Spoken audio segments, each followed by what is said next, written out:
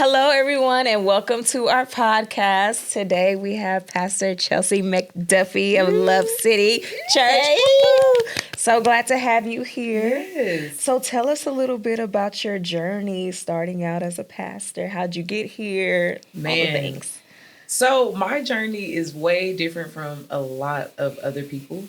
I started officially pastoring in 2022, and how I got there, So my brother, who his name is Pastor Corey, and he was my pastor, and he unfortunately suddenly passed away top of January 2021. Wow. And he was pastoring my grandfather's church. And so he did an amazing job and was building up an amazing ministry. And again, he passed away. And at that time, the pandemic, we were still in the middle of the pandemic because it was top of 21. And we didn't have an assistant pastor anymore. And we were like, okay, so I was like, God, who's going to take care of your church? Yeah. That was my prayer.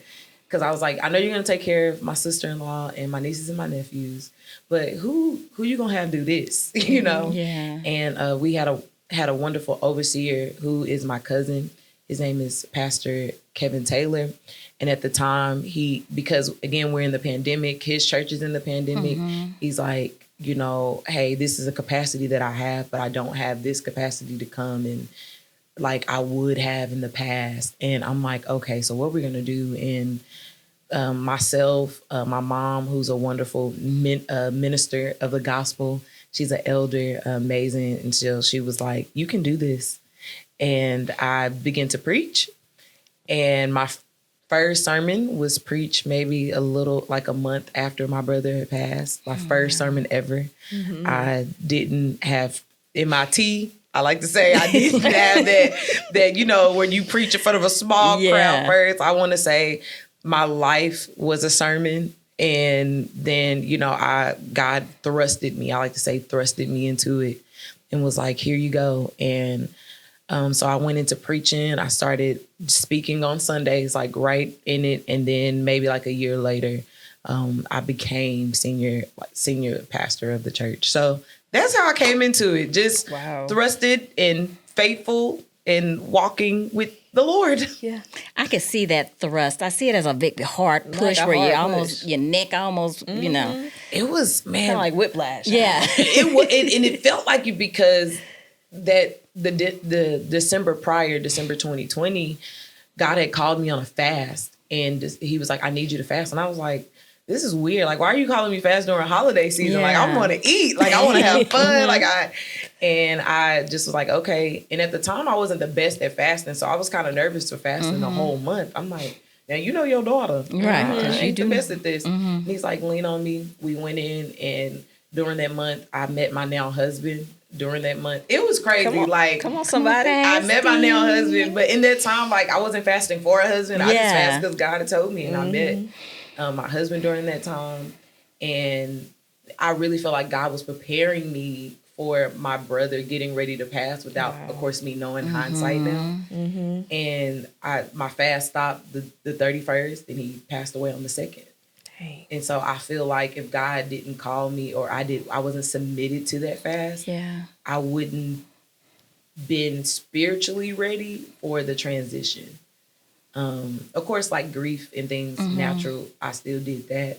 But I don't think I would have had the mindset to walk into what God has called me to if I wasn't ready and submitted in that whole month of December. So, yeah. Obedience is something, right? When you're called to it, is so. I was going to say that. Oh, well, go ahead. No, go ahead. Because I feel like you're saying it. That's all I heard as she was talking. To be obedient. Man.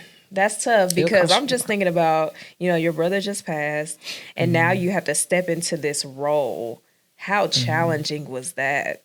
Dealing with the grief. It was challenging because, like, again, I had just met my husband and, you know, I was like, Lord, what we gonna do? Because I just met this amazing man and I don't know how I am. Like, I don't know what my person is gonna be like grieving. And I don't know if I'm going to be angry. I don't know, like, and I'm like, And then I got angry at the Lord because I'm like, I had my life planned out. Come on. Already. Okay. And this month that I met him, I had in my mind that I was going to do this, I was going to do that. And then now it's just all over because like, who gonna run this church? And at the time, like, I didn't think me, you know, but I was like, I'm grieving. And then now the church thing, like, because I think my mind wasn't really just on church. It was just like my life. Like, what am I going to do now with my life? Because it has drastically changed in one night. And because it was a Saturday night and we're getting ready for church the next day. So what are we, I'm like, my life literally flashed before my eyes. And so it was very, very hard. But I told myself that I was going to make sure that I didn't neglect how I felt and my feelings and grieving and mourning. Luckily, I had been in therapy for years before this. And now I've like entered into like a new form of therapy, like with grief, because I have never had anybody pass away in this close proximity, like my grandfather, but he was older, you know, things like that. But a brother unexpectedly, my pastor, like it was just a lot of layers. And I was very nervous, like, and very like, what am I going to do with my life? Because I don't know what grief is about to do to me. Yeah. I just didn't know. And I. And so I had faith, I had obedience, I had therapy. Yeah. Therapy, man. Dr. Tanya Cunningham. Come on, somebody. The grief. Ooh. Doctor. It's different. Yeah. Yeah. Met her. She came to our church. We did a whole workshop like for our church because now not only am I stewarding my grief, how do I help steward our church's grief? Because our church has lost now 2 leaders in the span of 8 years. Oh, wow. That is short. Yeah. And so what do we do now? And so I'm like, somebody was like, yeah, like you should like work that, like how do, you know, to incorporate grief and how and what to do with it for your church, because all of y'all are the same. And I was like, oh, that's great. And then I'm like looking for somebody, and somebody's like, Dr. Tanya Cunningham. And I'm like, yes. And she comes, and for the whole month of like June, she comes on a Tuesday and she teaches us about grief. I love that. That's good. Teach us. I learned so much from it. And then I went to her personally, and then opened up our church's mind about what grief is and a big part that it plays in the word. And we see like literally limitations, right? Right. We see how lamenting goes, and knowing how to not use worship as an escapism, and not, you know, oh, let's worship the pain. Oh, the pain's still here. Yeah. You know, and how to like really process it like in a biblical way that still honors God, but honors you as a person, honors you as his son, honors you as his daughter, to not neglect those feelings. But what do I do with these? And so I believe it really helped our church like navigate grief, because not only that, we were coming in the back hills of the pandemic. We lost so many people. People were dropping. Yeah. And so it was a hard time, but the perfect time for not only myself, but our church to learn. But it was a hard transition. And also it was made possible because with God, all things are possible. So it's like crazy. So good. Thank you so much for sharing that with us. You talked about losing your brother, you know, suddenly. And can you tell us a little bit more about that? Because we're talking about health behind the pulpit and how it impacts pastors, and then in turn impacts their flock if they lose someone. So let's talk about your brother's journey, and then talk how that kind of leads to your health journey. So my brother's journey, as far as just pastoring, it was beautiful. I remember being young, and I remember him being prophesied and told, like, you're going to be a preacher. You're going to not necessarily be a pastor, but a preacher. And he accepted his calling at 18, like very young. Wow. And he started walking into it. And then my grandfather passed. Oh, my grandfather got sick and he was getting ready to pass. And my grandfather was like, you want to pastor? And he initially said no. He was like, no, because I'm not doing that, you know? But then the Lord, you know, laid it on his heart. And then he was able to transition again with my wonderful cousin, Pastor Kevin. He stood like as interim until my brother was ready, because my grandfather knew that my brother was going to be next. And so he said, just stand there until he's ready. And so he stood in proxy. And then when my brother was ready, he's like, okay, I'm ready. And so he began to pastor fully in 2014. And my brother, if you see him on the outward, like he wasn't obese. He still worked out. Like he wasn't like buff and things like that, but he played football. Like he was active, and then he got married. They had children, and he was just a great husband, great father, like just the best. And then an awesome pastor. And I want to say around 2019, I began to hear him say like, my chest is like hurting. But then when I looked on like old like Facebook posts, I noticed it was like early like I want to say like 2014. I think I seen like the earliest where he's like, oh, my chest is hurting, but nobody really paid attention to it. And like, oh, that's just stress, or, oh, you need to take a break, or, oh, and it's not that he didn't go to the doctor. He did go to the doctor. I don't know what tests you're supposed to get or whatnot. I don't know that part, but he did go to his annuals. He did do those things. And then 2019, he was just like start complaining that his chest was hurting just a tad bit more. And then the pandemic happened. Before the pandemic came, I want to say things started shutting down like in March. He had already had an appointment to go and get his heart checked, but the pandemic hit, everybody shut down. Unless you were an established patient, you couldn't get in. Right. And so he couldn't get in to see the doctors until June. He ended up having what we thought was his first heart attack, but when they did tests, it was actually his second. Dang. And I think it was just him taking out the trash. Like it got really hard. And then he went in that week, and then we learned the following week they're going to do a triple bypass surgery on him. And I'm like, who's going to preach? Because that, and at that point I was his right-hand man. God told me not to go back to work because I was furloughed. And they were calling us back to work in June, and God told me, don't go back. And I was like, well, this is weird. Like, why don't you want me to go back? And I said no. And then the next like 2 weeks, found out my brother had a second heart attack and that he needed a triple bypass surgery at 32. And so he goes in, he has this triple bypass. He's recovering well. He's doing well. And we're like, okay, like he's doing well. Things are happening great. So September, he comes back. We're not fully in church. We're still like pre-recording and things like that. And so he comes back to pre-record. And then he says his chest is hurting again.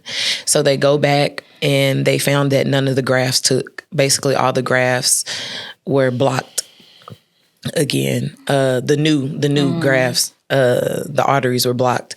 And so they went in to do a main, a stent in the main artery. And so that was in September. December came, I learned his chest was hurting again. And so when he went to go like get a check, it was like, okay, well, we'll just change these medicines. And then the second he passed. So it, like, to us, it happened very fast. Like, but then when you think about like just him just saying things, it's like, well, maybe, but then, it's just one of those things where it's like, he was 32. But then we started learning like about our family history. We didn't really know my dad's family history because we didn't know my dad's biological father's side, but we learned their history, and we learned that a lot of the men have heart issues on their side. And then my mom's side, my grandparents both had heart disease, and my aunt passed away from a heart attack as well. So it was like double on his heart, like from both sides. So it happened fast. And people probably be like, well, why didn't y'all expect? And I'm like, well, he had surgeries. Yeah. And he was so young, and the doctors expected for his recoveries to go well. And so to know that he kept having these things like trip up, and I mean, he changed his diet fully. He was already like active, but he became more just consistent, like going on walks and things like that. And, but yeah, that Saturday night changed our lives forever. And then having to wake up Sunday morning. And I remember I asked my mom, I'm like, well, what are we going to do? Like, how do we tell a church the first Sunday of the year? Mm-hmm. Okay. The first Sunday of the year. Yeah. Mm-hmm. Like, what do we do? And she's like, we're going to church. And I was like, okay. And so some people are just walking in, and we're telling them, like, as they walk in, like, Pastor Corey passed away last night. And some of them were like, you lying. Like, and I'm like, I wouldn't be standing out here telling you this. And just having the strength to do that is like, now I think about it, I'm like, how do you have the strength to do that? And literally it was just like God, like, it's just God. Yeah. And been walking you through it the entire time. I think death happens in so many ways to me. Mm-hmm. We always look at it as the physical death, but there's spiritual, there's mental. For you to know, because we talk about how heavy of a cross it is for pastors to carry, just the stress of that alone, having to take care of a flock, then be a husband or a wife. Yeah. How is knowing your brother's journey and the history of your family with heart issues? How do you navigate your heart health journey? Yeah. So I would say like the first few years, I was like terrified. Like I was like every little like, oh, I need to go get this checked because I don't want to like, I think I made them like go in and check my heart to make sure that I didn't have no blockage. Cause I'm like, my brother passed at 32. And especially when I was 32, I was like, oh, I'm getting everything checked out. Like I was just so scared. Like I was in a very like just scared state. But now like I do have a cardiologist, but it's not just because I'm fearful. It's more of like my husband had to teach me like we do things because we want to be proactive, like to prevent and things like that, not out of reaction. And so like, I'll say my health journey has been hard because of grief and depression and just navigating like those moments and still working through those because number one, I think people think like, well, you shouldn't be up there if you feeling like X, Y, and Z, but we're humans and we have moments of those things and depression is a part of grief. And so like learning to navigate and make space for that. Like, I think my thing is just always wanting to be true to myself and the spaces for that. Like, so if there's a time where I feel like I cannot do something because I am grieving, I just can't do it. You know, like I got to take my day. I got to take my moment. Or if like, I just like, I have to. And only because it's like, before I have to like give to y'all, like I have to make sure I'm good and make sure like I'm taken care of. And I say it's like a daily fight because you do get into this like mindset of like, oh, we gotta go. And you wake up and then you're like, man, but what have I done for me?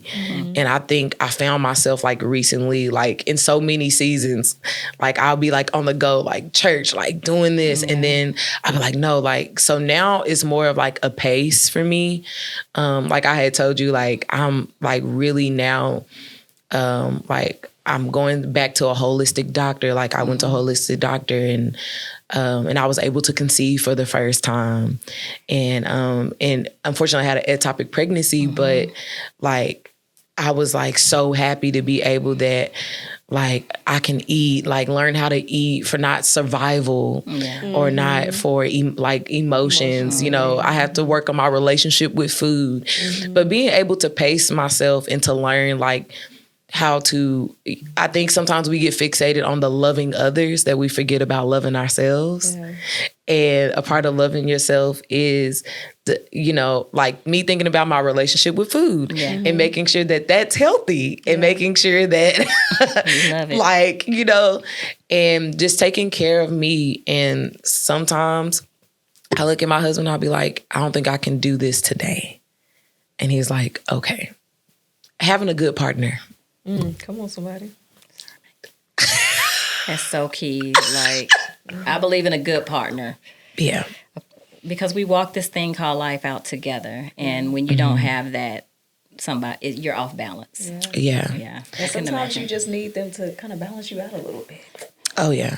Like, when I was, like, freaking out, like, about my health, like, after my brother passed, and he would just see me, like, spiraling. Like, he would have to just come in and be like, hey, like, you're not dying, but when something tragic like that happens, like, for me, it was something that I was thinking about all the time because it was so sudden.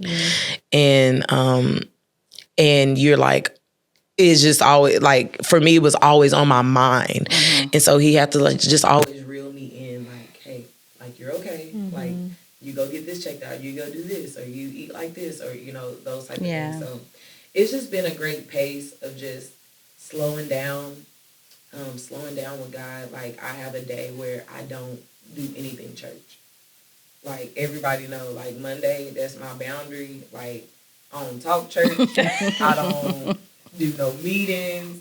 I will spend time with the Lord. I'll read my word. I'll, take care of my home. Like, that's therapeutic to me, not an obligation, but, like, spend time with my husband, us on a date or something, like, just that of just, like, breaking away and knowing that I'm not going to go to hell because I break away from the church. Please. Guilt of it all. Look, please tell our people who listen to the podcast how important it is to set boundaries, because even as a pastor, you have now learned to set some good boundaries as far as I don't have to be at church all the time in order for me to have a relationship, or I don't have to do church all the time in order to have a relationship. I tell our congregation, like, I remind them often of, like, we are so accustomed with doing for God that we forget to be with him. And so many of us, and even myself, I've built my relationship with God on doing instead of being. And so when I'm not doing, I feel like my identity or who I am. And it's like, no, like, when I'm being with God is the most. So I always kind of have to, like, stop and evaluate and make sure I'm checking that it's not performance driven, but like God loves me because I'm his. Yes, he does. That's good. But when you've grown up in a culture of you gotta do this, do this, do. You think that that's that's how you build your relationship with the Lord. And sometimes you don't know that you're doing it. Yeah. And then I'm like, no, we gotta be. How are you breaking that mindset up in your church? Because we know kingdom versus religion, and growing up Baptist can really pigeonhole you into this. I grew up in Pentecostal, and so it's like the same way of like doing, do. I just think it's the conversation, discipleship. It's not just something that I talk about on a Sunday, but it's something that I discuss on Wednesdays. I discuss in our leadership, and our leadership echoes that throughout the building because, like some of our leaders, I was like, hey, y'all need to have a Sabbath. And they're like, well, I'm like, no, like, y'all figure it out. And if you can't find a full 24, let's start with a 6. Let's start with a 12. Good. And some of them found it challenging because they don't know how to say no. And so that teaches you now, okay, I have a boundary concern, or I have a boundary issue, and I need to know how to say no. Yeah. And so now it's like, so for 6 hours or for 12 hours, you need to say no. Like, no church. Like, one person, I was like, like, they couldn't figure it out. I was like, okay, so this day, I'm going to submit that this day is your Sabbath, and no church. And Like nothing, no meetings, no discussions, no nothing. Just be with the Lord, be with your family. If you're dating, go out on dates. Like, enjoy life. Like, it's just more of like discussions and of course preaching, but also echoing that, living that for them, knowing that I'm gonna go out of town with my man. Yeah, because we need those moments. Yes, and we gonna be on Do Not Disturb. Okay, you have the elders, you got the people that you can all go to and talk to, and it is healthy and it is normal. My life is not I love God and His church, but we are the church. Yeah, and I will not. And I say this, I will not die without living an abundant life because I have based my identity on a church instead of learning to be the church. That's good. That is so good. I just That's good. I hope people replay that. We need multiple replays. Yes, please, we do. That's good. Yeah. How have expectations of women in ministry impacted your mental, emotional, and physical health? I'll say this. So I grew up the only girl. So I grew up with 3 older brothers, and then when I was 16, we adopted my beautiful little sister. I know she's probably gonna be watching this. But growing up, like for majority of the years, it was just me and like the boys' club. Okay, I don't find it intimidating or like stressful or whatever because I grew up in an environment where I always just have to fit in with the boys anyway. I will say that sometimes it's hard, like going into spaces where I am the only woman in there, and it's kind of like it looked like a little like I'm like the thumb because it's like all of them are men, and then you have me like, and I'm like, hey, like at first it was just like that, like I guess just trying to navigate them accepting me. Yeah. Because I would have people who would be like, oh, where's Pastor so-and-so? And I'm like, I'm the pastor of the church. Oh, such and such is not here? No, it's me. Like, it's me. And I just have to learn not to take it like personal. And again, I grew up Pentecostal, and I grew up in a certain expression to where the women wasn't allowed to preach in the pulpit. You have to be on the sides. You have to be on the floor. And I like to call it holy rebellion. Like, not that I would like get up and preach or anything, but I was like, I'm not wearing a skirt. I'm going to wear slacks. Like, like I was already a little bit like, trying it, but not to be like, not on purpose.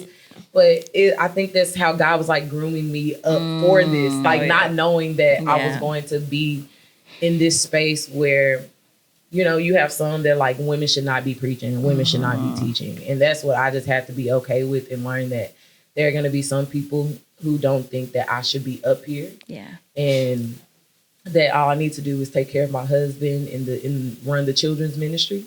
And then there are going to be some, I'm just being honest. Okay?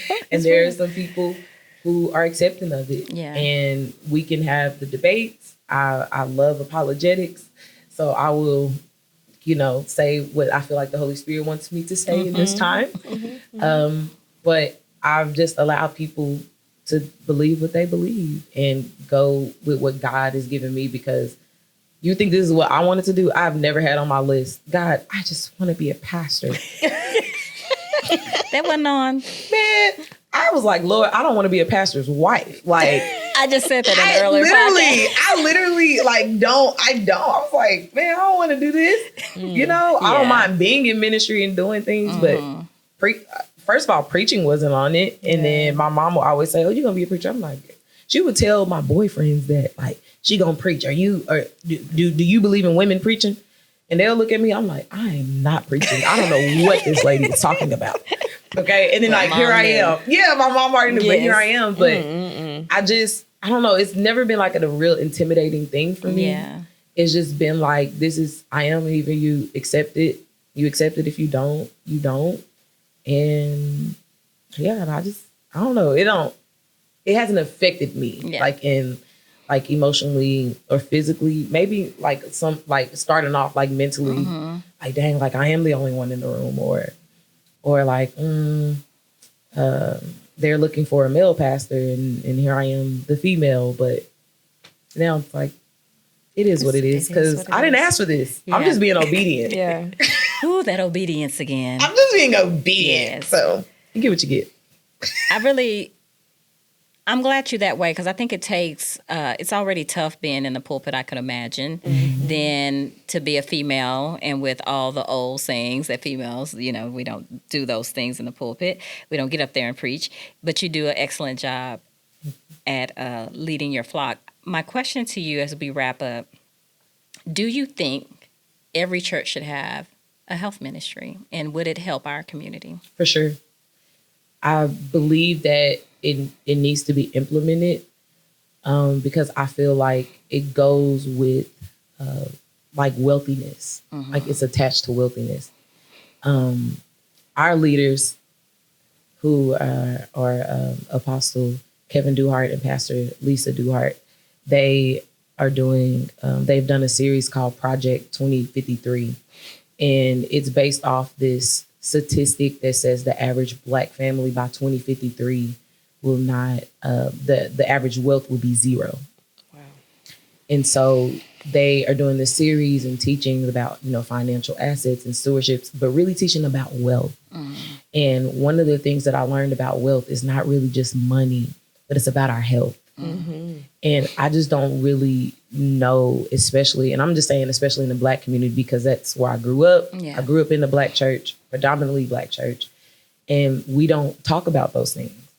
Like, we pray for the food to be nourishment to our bodies, but we go and we're going to eat the fried chicken that's going to clog up our arteries. You know what I'm saying? Yeah. So it's like, how do we teach, and how can they learn?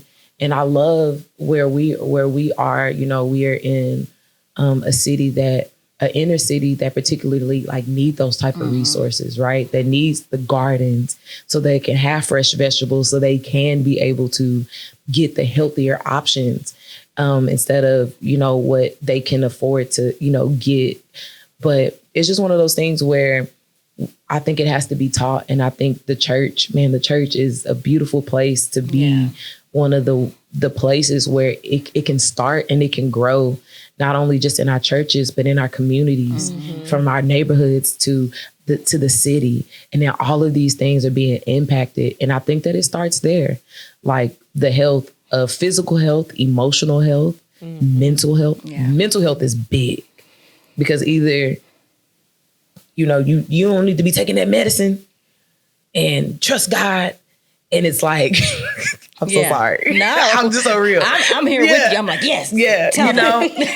Or like, how about both? How can I trust God and accept the fact that my brain is just wired a bit differently, and I need this resource to help it be wired the right way, so I can be a healthy temple and produce this gospel in a way that doesn't burn me out, or that brings honor to God into my body, into my temple, into my mind. Yeah. So I definitely think health ministries would be great, to help out and to do fitness. And I've seen a lot more churches.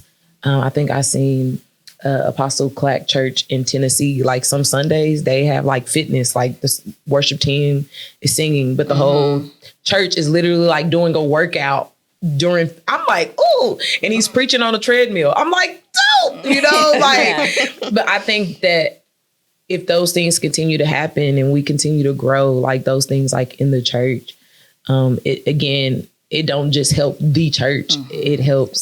It spills over to our families. It spills over to our neighborhoods, to our communities, to our cities. So, yes. Good. I'm glad you brought that up, because we were also talking to a pastor earlier, and we wanted to ask about, people who only talk about faith. You just need to have faith that God will heal you, but you don't do the things in order to get healed. Yeah. So I'm glad that you said that, because that's huge, especially in our community. We want to say, oh, faith, faith, faith. God is going to do this and that, but God also gives resources. Yeah, he gives resources and we have to know how to steward the spiritual and the natural. Mm-hmm. Because yes, we are spiritual beings in a natural body, but we also have to know how to steward both. And I think that's the tension that I'm in, like, of just pacing and stewarding both, like stewarding the natural, like stewarding the wife. I remember I asked my mentor, I was like, how do you do it? Like, you are a preacher, you're a pastor, you're a leader, you have this, your wife. I don't have children yet. In my mind, I'm like, adding children to this, I'm going to go crazy, you know? Mm-hmm. And she was like, you know what? I wish I can give you this sweet, like, she's like, the truth is there's no real 50-50 balance. Mm-hmm. It's just in every season is different. And you got to know how to steward it well. Yeah. And I was like, man, that's a real G answer. Mm-hmm. Okay. So it's just more of taking the time and stewarding the spiritual and the natural. Like, so yes, you get in your Bible, but are you going for a walk? Yeah. Like, yes, you're praying too, but are you picking the right things? Because you know that you're pre-diabetic. So should you keep eating this bread? You know? Yeah. So it's like you have to steward both. Mm-hmm. And I believe, again, in my life, like that's the testament, like the Holy Spirit is teaching me how to steward both in a way, because I don't just want to be healthy for the church. I want to be healthy for my life. Yeah. I want to be healthy for my husband. I want to be healthy for my children that will come. Mm-hmm. I want to be able, because I have got it in my heart, I'm going to be, what they say, I'm going to have a geriatric pregnancy. I'm going to be an older mom, but I want to be able to keep up with them. Yeah. I want to be able for them not to be like, oh, my mom's slowing down. Like, no, I want to be able to still be healthy, like for my life, for my husband, for my children, then for the church. Yeah. But not just for the church. I love the church, but not just for the church, because I am the church. So, yeah. That's good. Praying for that for you. Yes. Thank you. Yes, definitely stand in agreement. Thank you so much, Pastor, for coming by, breaking bread with us. Man, so many nuggets. So many. Fill your cup up first. Use the word no. Put boundaries in place. Love yourself. Mm-hmm. So that you may love others. That's how you do it. You waiting on the ending because I don't have one.